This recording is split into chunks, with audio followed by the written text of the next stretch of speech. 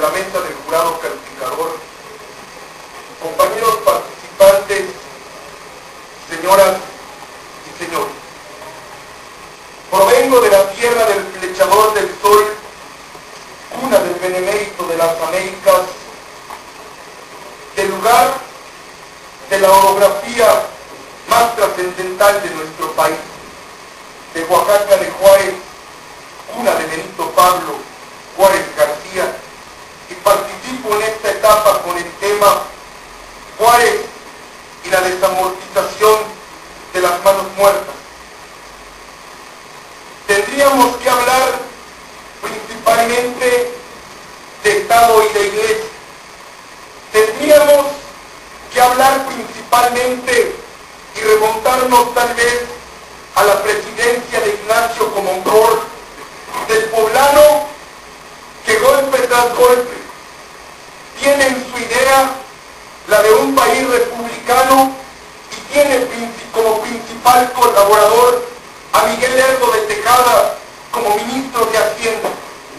Y es principalmente el 25 de junio de 1856 el día en que se promulga la ley de desamortización de los bienes eclesiásticos o ley de las manos muertas. Este es sin duda uno de los primeros pasos que darían cabida para enarbolar la cúspide que de 1858 a 1861 tendría esta patria con las llamadas leyes de reforma. Hablaríamos de un hombre que desamortiza los bienes del clero y que es ferviente católico. Pero también hablaríamos de Miguel Lerdo de Tejada, un hombre que no comulgaba con la iglesia y que por el contrario encontraba en ella el principal freno para que esta nación pudiera desarrollarse. Sin duda alguna, la desamortización de los bienes del clero es otorgarle personalidad jurídica a la iglesia para que ésta pueda pagar impuestos, para que ya las grandes transacciones de la iglesia a mediados del siglo XIX en México no estuvieran libres de impuestos, y así el gobierno republicano de Juárez,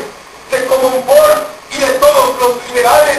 tuvieran la principal oportunidad de encontrar ahí el sustento para ganar una lucha, la lucha de todos los mexicanos y la lucha que vendría a consagrarse primero en la Constitución del 5 de febrero de 1857 y después en el artículo 130 de la Constitución que hasta hoy nos rige, que en el 94 fue reformada nuevamente para otorgarle esa personalidad jurídica a la iglesia y que para que finalmente pudiera darse al César lo que es del César y a Dios lo que es de Dios. Hablar de la desamortización de los bienes del clero es hablar del primer paso para la nacionalización de los bienes eclesiásticos. Es hablar de una etapa convulsa del país. Es hablar del distanciamiento que existía en ese entonces, de una patria que anhelaba la república, pero que al mismo tiempo visitaba a la Virgen de Guadalupe para pedirle y encomendarle a sus hombres liberales que cabalgaban por los 4 puntos cardinales de este país en busca de instaurar la bandera de la república y de la Constitución. Miguel Lerdo de Tejada, hombre prominente, principal colaborador en el gabinete de Benito Juárez García y principal aspirante a la presidencia de la República, y que una enfermedad le cortaría tal vez la oportunidad de suceder al patricio en la silla presidencial. Pero es hablar más allá de 1856, es trasladarnos hasta nuestra actualidad, porque ahí radica verdaderamente la esencia del juarismo, ahí radica verdaderamente la esencia de la desamortización de los bienes del clero, no en 1856, porque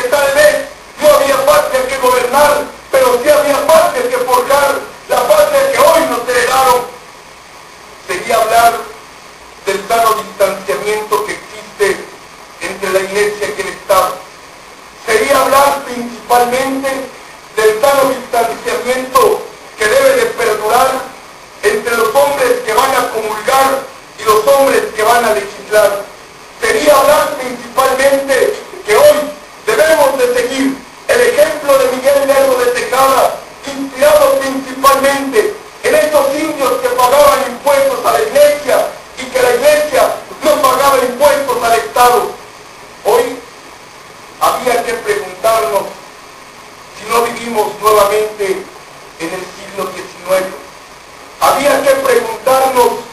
cuántos son los grandes consorcios nacionales e internacionales que no pagan impuestos en nuestro país. Hace más de 100 años fue la iglesia. Hoy son los grandes economistas,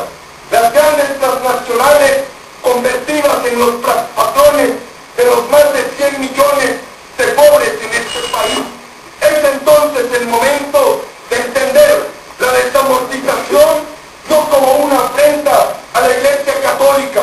no como una afrenta a nuestra fe, pero sí reivindicarla como la única forma de salir adelante, porque entonces, y solo entonces, podremos darnos cuenta de que somos libres e independientes, porque solo entonces podemos darnos cuenta que podemos ir con la cruz en una mano y con la ley en la otra por el rumbo de la prosperidad. Y si hoy la patria está decayendo y si es necesario que los baluartes de la iglesia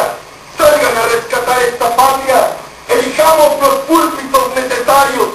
Si es necesario crear nuevas leyes, hagámoslo. Si es necesario tomar las armas, no vayamos hacia atrás,